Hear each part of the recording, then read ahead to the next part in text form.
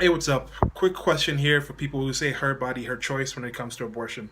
Now, on the her body, her choice thing, for people who don't know about this, because I might have listeners from different places, but I've mostly heard this in the United States of America when it comes to the question of abortion. And one way I've heard it being placed is just in general that because this is a female issue, females are the ones who still have the amazing and honorable and life creating ability to have life creating ability, society maintaining ability to create life and gestate life and bring a new life form into being.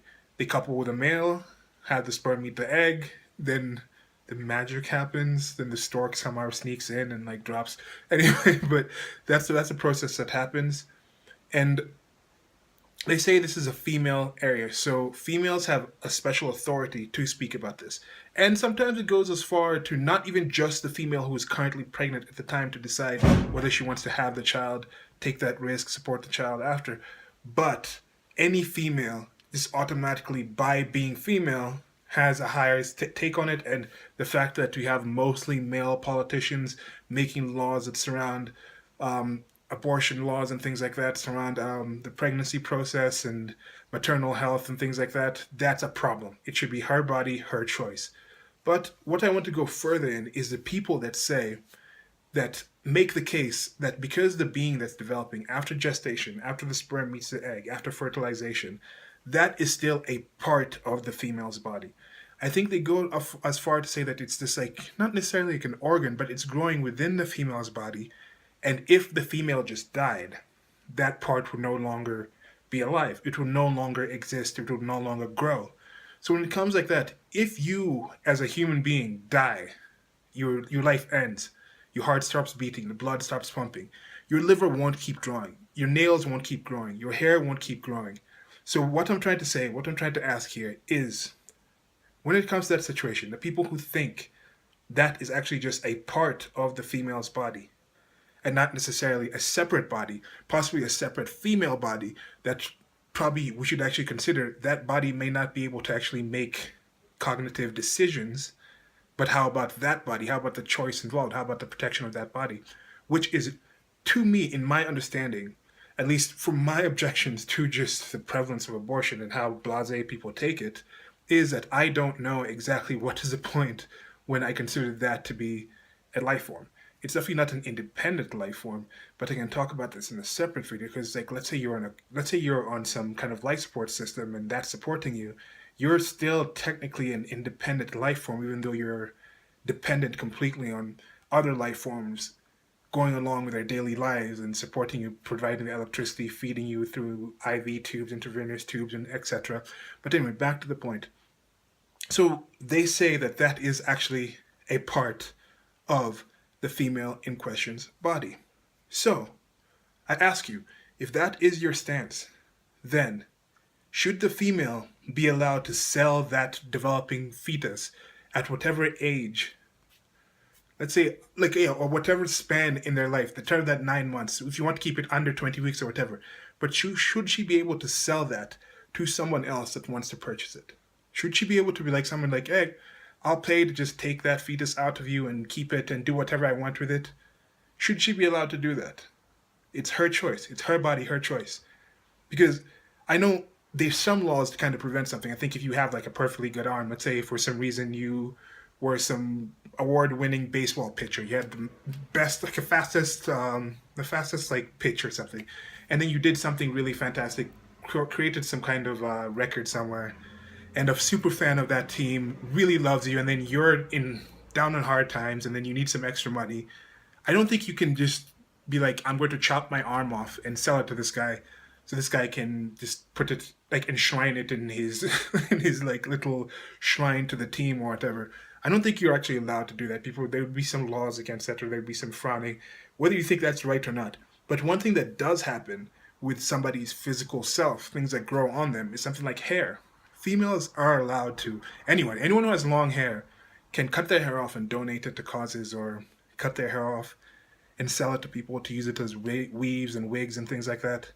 So, if it is her body, should she be able to do it similar to that? Just be able to be like, yes, I'm going to cut my hair off and sell it. Should she be able to be like, yes, I'm just going to cut this part of me that's inside me and sell it off to somebody.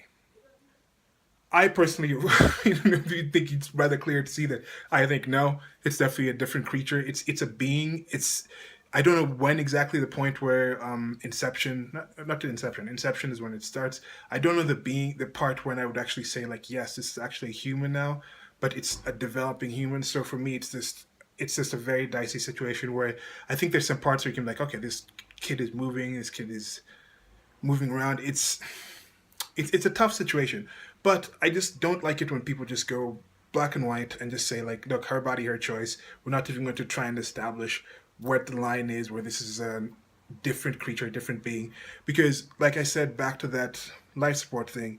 If you got in an accident and you were in life support and you were being supported by this, let's say even somebody else was entirely paying for you to have that system controlling you, that system keeping you alive, that doesn't mean that now you're their property and they can just say like, oh yeah, I'm going to sell this person off, I'm going to sell their body parts off.